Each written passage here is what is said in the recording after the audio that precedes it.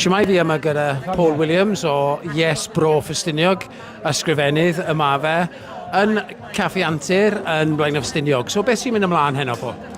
Da ni'n cychwyn cyfres arall o nosweithiau.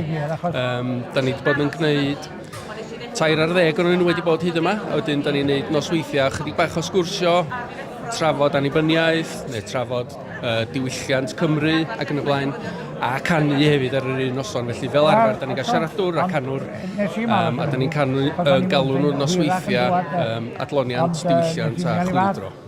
Gwych, mae lle yn brysau iawn heno, a dyma stori aferol am math yma'r digwyddiad. Ia, da ni'n cael criw da iawn yma. Mae'n helpu wrth gwrs bod ni'n cynnig y nosweithiau am ddim, dwi'n meddwl.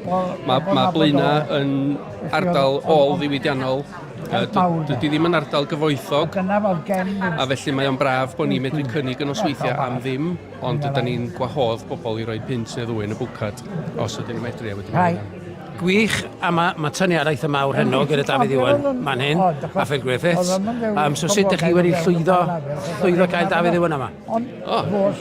Holi de, os ti ddim yn gofyn, ti ddim yn gael. So, da ni wedi cael lot o scoops, dweud y gwir, da ni wedi cael nosweithiau ardderchog yma. Dwi'n meddwl na hwn ydy'r trydydd geia wan, a wedyn beth da ni'n neud ydy wneud noswenar ola bob mis yn y geia.